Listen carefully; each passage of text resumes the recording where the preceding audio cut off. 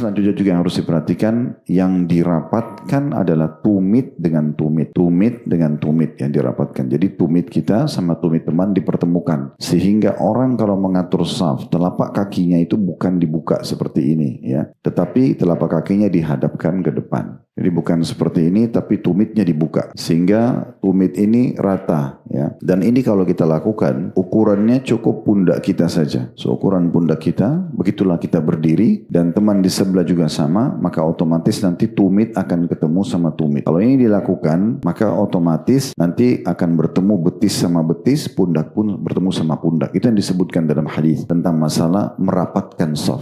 Nah seperti itu. Sehingga bertemu antara tumit sama tumit, betis sama betis, dan juga bertemu pundak dengan pundak. Nanti juga akan kita jelaskan kalau tidak salah di hadis pertama, itulah cara para malaikat mengatur shaf di depan Allah Subhanahu wa ta'ala. Jadi nggak boleh kita merasa, saya nggak mau sentuh kaki saya sama orang di sebelah saya. Nah ini memang peraturannya seperti itu. Ya, peraturannya seperti itu. Jadi memang kita merapatkan. Karena kalau tidak, dia akan jadi penyebab perselisihan. Dia juga akan membuat syaitan masuk dan menggoda sholat. Nah, ini juga penting diperhatikan.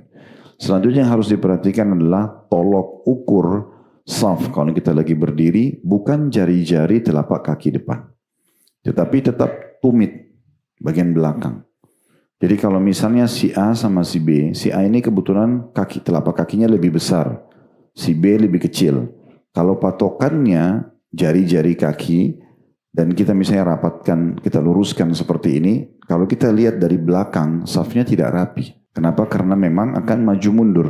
Tapi kalau yang tumit dijadikan tolok ukur, semuanya rata, maka walaupun tidak sejajar jari-jarinya si A sama si B tadi, tetap safnya rapi. Makanya selalu patokannya tumit. Kalau saf sholat kita itu sudah ada garisnya, maka pastikan tumit kita masuk dalam saf itu. Ini bagian hal-hal yang harus diperhatikan berhubungan dengan masalah saf tersebut. Juga bagian hal yang harus diperhatikan kalau kita lagi sholat, terus tiba-tiba ada seseorang dari jemaah yang batal wudunya, lalu dia keluar dari saf.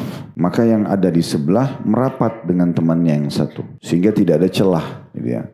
Tetap harus rapat. Jangan dibiarkan celah itu kosong. Jadi selalu harus rapat dari awal sampai akhir. Nah ini bagian-bagian hal yang harus diperhatikan berhubungan dengan masalah shaf.